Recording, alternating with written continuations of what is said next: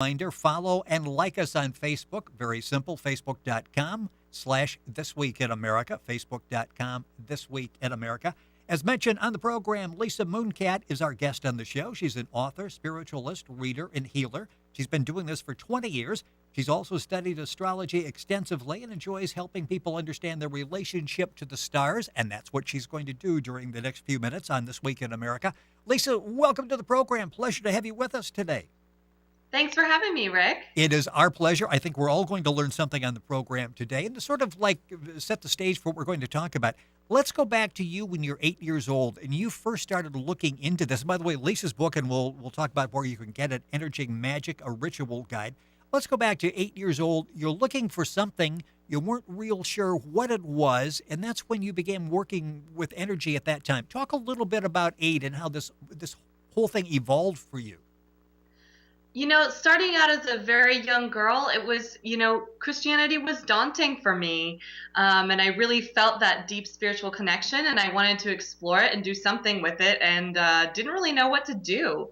So I started at, local bookstores, at the library, and I found a few books, but they were way over my head. It was a little scary looking at a 600-page book on how to do a ritual. And that was really what drove me to write my book, Energy Magic, a Ritual Guide. It's short, it's sweet, it's 90 pages. It's an invitation if you want to explore your spiritual connection, from a very simple, open-hearted space where it's just easy, gentle, here's some ideas. That's what the book is written for, so that people have a starting point. Well, it's an open door. You said when you were 8, you were looking for something real, and real is that word that sort of jumps out at you as you're reading that in the book, Energy Magic, a Ritual Guide. And we think of, do we sometimes want something that makes it a little more complex than what it really needs to be? Yes, and I think that's exactly what you see when you see, big spells and things. You think, oh, I need to do all these special, perfect little things. And it's actually very simple. When you want to do real ritual to make real change in your life, it's just a matter of consistency, trying what works for you, trying different things until something does work for you. If it doesn't work, try something else. It's a very exploratory process, and inviting people into their spiritual self to just start is the first place. If you never start and never try anything, you're never going to get anywhere. So you have to try things. And the place I start there is with tools, because there are tools that are out there to help focus and to help make change in your life. If you start with the tools, with some physical tools, and then with the really serious tool of meditation practice, and with training your mind to ask for what you want in a very specific fashion, you'll see results, and you start to see your life changing in ways that you really want to see. So getting that focus and that internal piece is the first step for sure. With us on the program today is Lisa MoonCat, spelled just like it sounds, MoonCat. The website is lisamooncat.com. The book is Energy Magic, a Ritual Guide. Let's talk specifically about energy magic. What exactly is that? So when I say energy magic, I'm talking about tapping into the bigger universal energies that exist all around us. Everything has energy to it. Rocks, plants, even, your computer has energy to it. And I'm not talking about electronic energy, but that is a source of energy. Physical bodies, your body has energy too. So when I say energy magic, what I'm trying to get people to think about is to open their mind to the idea that everything has energy in it. And if you want to build energy to focus your intentions and to really see change in your life, drawing energy from everything around you is a really useful practice. You can raise energy really easily and then focus it and send it out into the world with an intention to do your work. It's interesting. You mentioned tools, and let's go back and just touch on some of those, because this is like the basic part here.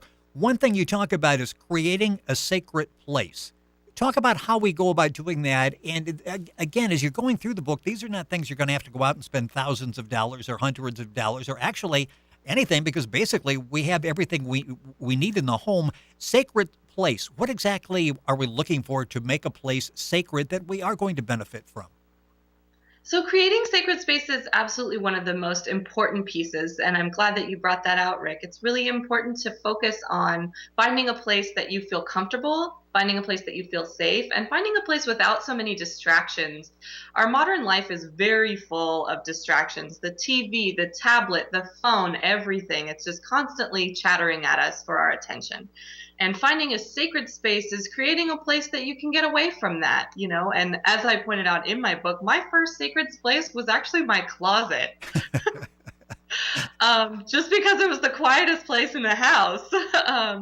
So, you know, it doesn't have to be a conventional place. It's important to focus on the time. You know, noon at a daycare center is probably a bad place to create sacred Yes. space.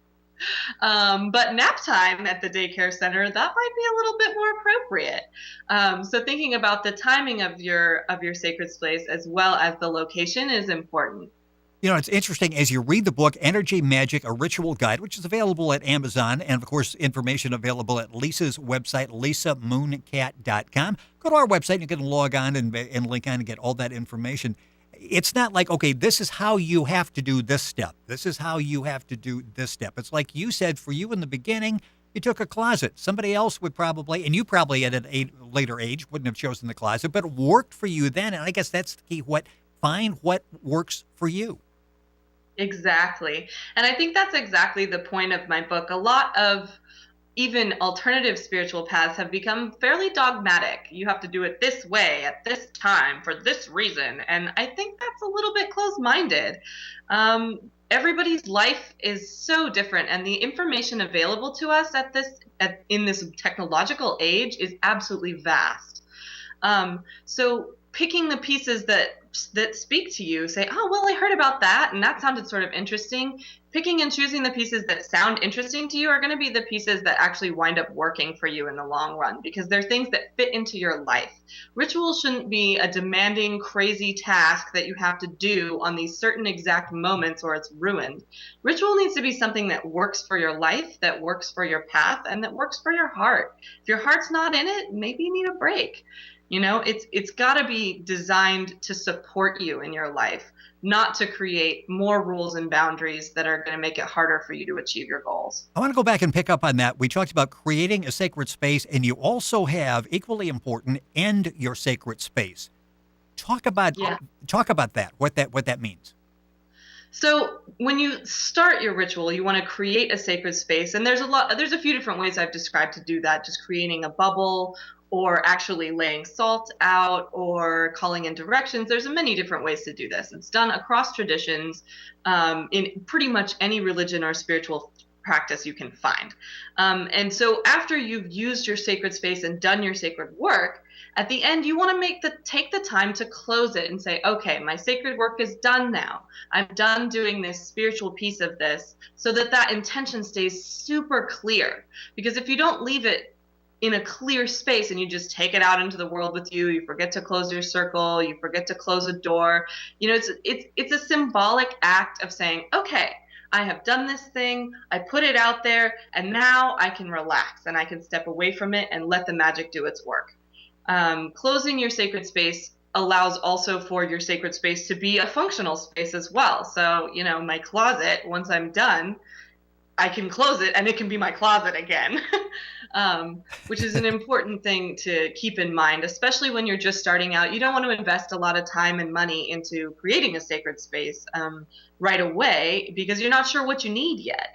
So using a space that you do use for other purposes is totally fine. Just remember at the end to say, okay, this space is not sacred anymore. Now it's my office. And then you can go back into your world and come back in, and your office is your office. So there's basically a clear beginning and end to this process.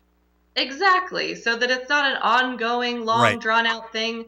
A good ritual can take as little as 10 minutes if you know really what you want to say. You also talk about, in the tools category, talk about a special notebook, a ritual journal, and how important that is. Talk about that and the importance of writing down what we're experiencing and going through. It's a really vital process. It's actually a therapeutic process as well. So, especially for people doing healing work and really working through emotional barriers to success, it's incredibly important to document what you're doing. And just from a very basic experimental standpoint, your spirituality is constantly growing and changing as you are. If you're still growing and changing, which you are until you die, your spirituality should grow with you. And as you go through and try different things, you'll want to be able to note what works and what doesn't. And you say, okay, well, this thing works and that really worked. And oh man, I forgot about this. So, next time I need to make a note to remember to do that. And you'll start to develop a pattern and you'll start to develop a structure. When I was 8 years old, my rituals were very simple and they were not very much the same each time. It was very different. And now that I'm 20 years in, my rituals are more elaborate and they're very developed because there are things that I figured out that work for me. And it's really important to note what feels good and what feels right in yourself. And, feeling a little ridiculous at first, like, oh man, am I really doing this? That's totally normal. But feeling uncomfortable or like, oh, I don't know, something really strange, that triggered me or something, that's a good thing to note too, because then you go, okay, well, I'm not going to do it that way next time. It's really important. And then once you've defined a few things that you really like to do, the next step is to invite a friend, somebody that you trust. Doing ritual together is a very powerful practice. But I think it's important to step into a space where you feel comfortable with your own ritual body and your own spiritual self before you share with other people. You're listening to This Week in America. Our guest on the program is Lisa MoonCat. MoonCat is spelled just like it sounds. Her website is lisammooncat.com. The book is Energy Magic, a Ritual Guide, available at Amazon, other stores, available, of course, at the website. On the website as well, information on classes that Lisa will be holding in February. And in the age of all the technology we have, you don't have to be where Lisa is to actually be taking part in the lessons. Very simple to do it. All that information is there. Rapidly running out of time, and I want to talk about something else here that's so important, and that is meditation. And you talk about getting started, focus, and clearing your mind. That seems so difficult. We're just bombarded all day long. How difficult is it to clear your mind so you can actually meditate? Rick, I actually answer that question more often than many others in my practice. People come to me, I just need help. I can't get into it. I don't know. They say to just sit there and clear your mind, but I'm lost. In the book, I describe a couple of very simple techniques that help your mind with a light focus. Well, I like the rainbow connection because that really is easy to do. You can call it up. You don't have to pull the book out and go through, okay, what am I supposed to be doing here now? That seems to be what about the most basic that does clear your mind. Definitely, definitely. And there's a lot of success with that. That process is actually described in many other places as well. It was sort of funny to me as I was researching processes, just how many people actually espouse that technique. It's a very common technique, and basically you just go down through the rainbow, focusing on a number and a color at the same time activates both sides of your brain so that you can actually go through the motions and get to a place where you're all cleared out. So you start with number 7 and the color red and just work down to 0 and work down through the rainbow colors, Roy G. Biv, red, orange, yellow, green, blue, indigo, violet. When you get to the bottom, just sit there with that circle of 0 and black and white. And if you need to go deeper, you feel like you're still not quite there, try counting down from 10 to 0 in black and white.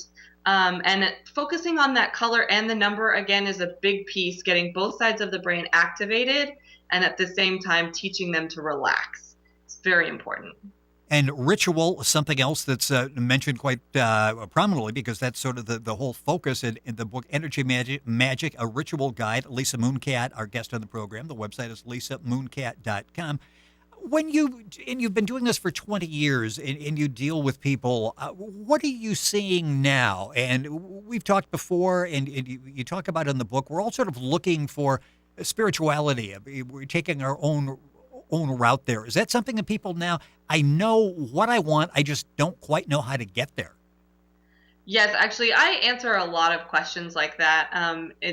People are at a place now where they want to explore spirituality at their own speed. They've heard about XYZ idea and they just want to sort of try it out, but they don't want to do it in a big group where they feel seen. They want to do it privately in a place where they can do it safely first and see if it works for them instead of having their first time experience be something that feels like it's on display. And exactly what I'm talking about in this book is a very simple way to start working with spiritual ritual. And then you can add on whatever belief systems underneath it and other extra practices that you learn as you read or explore, or do ritual with other people. And it's really easy to just integrate it all. Ritual doesn't have to be one cookie cutter thing. It's specialized. It's different for everyone. Even people in the same view are experiencing two completely different things. So doing what you want to do in your spiritual ritual should be as individualized as your actual experience is. And it's very simple to just start dropping in. And the book, like I said, is an invitation. Here's a way to start. Here's a door. Here's an open door. And if what you do once you walk through is completely up to you. The book is called Energy Magic, a Ritual Guide. Lisa MoonCat, our guest on the program. The website is lisammooncat.com. You talk about, you hope the book inspires people to create their own journey and ritual practice. And again, we go back to talking about, it's not like you got to do step 1 before you move on to step 2, do it exact, and you can move on to step 3. You basically, with the knowledge you're providing us, we sort of carve and customize our own process. Exactly. And, after so many years, I've studied, with many different traditions and with many different practitioners. And what I describe in the book is just the basics that I see in all of these practices. I go, every single one of these spiritual traditions creates sacred space, does their work, raises energy, focuses it, sends it out into the world, and then closes their sacred space. It's a very simple process. And it's important to remember after you close the sacred space to take a moment for yourself and ground back into your reality. Going straight from sacred space, even if it's properly closed, into the wild, weird world out there can be a little jarring. What can people expect to experience, and what did you experience at an early age that led you to follow this for years and now teaching and instructing others? What are the benefits that you derive from the rituals? So for one thing, you see actual change in your life. When you sit down and go, wow, I really just need XYZ, and I'm not quite sure how to get it, but I'm open to asking for it. If you put those intentions into your spiritual practice, you see results. The universe starts to spit out things that you need more often. The universe sends you directions, it sends you guidelines, and it sends you support. The deeper I go into my spiritual practice, the more supported I find my community, the more supportive I find my finances, the more supportive I find my home environment. It's really important. And, as you explore it, sometimes you find things that don't work too. And you go, oh, well, I tried that and I don't know, I didn't feel anything. It felt I just felt nothing. You're like, okay, well, maybe that doesn't work for me. So you try something else. And you keep trying things until it really starts to click. And when you find things that work, just keep doing it. And the practice, I would say makes perfect, but it actually just makes for peace. It's interesting you talk in the book about, I've had my share of problems, like everybody else. This does not make you immune for those problems, but you talk about real people need real help.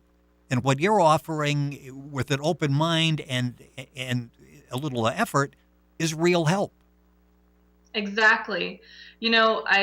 I think part of why my parents had a horrible divorce, and I went through a lot of emotional trauma during that time. And I think part of what kept me able to keep moving forward and not acting out and to be able to do good in school, even when I was at a young age, was that I was meditating. Actually, at 14 years old, I was trying to meditate regularly. It didn't always work, but the intention was there, and it did create a space for peace in my life that was not there in other ways. Spirituality is an important factor in figuring out what we want from life. So many people just follow a track. They say, oh, well, I'm supposed to want this. And then they get there 10 years later and go, this doesn't actually satisfy me. I'm still unsatisfied. looking for satisfaction and truth and happiness starts with a spiritual connection. And developing your spirituality brings that deeper into your life. So you go, oh, I do know what I want. I want to be able to go camping once a week. And if that's what it is that makes you happy, if you can set that intention through your spiritual practice and drop it into your life in a bigger way, it'll be so much more satisfying when you get there.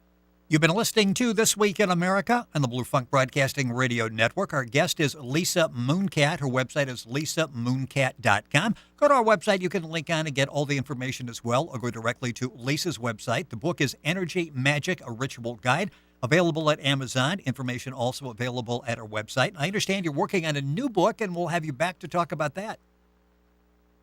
Yeah, the next book is actually going to be a mind, spirit, money focus. A lot of people feel like their spirituality and their finances are in completely separate realms. And I think the more you see that they're actually very connected, the better you see both of those areas of your life developing. So that's my next project. Is I've been working with several different personal finance professionals, and I think it'll be a really exciting book once it's out. You have my interest, and we'll have you back on the program. Lisa MoonCat, our guest on the show. Lisa, thank you so much for joining us. We appreciate it.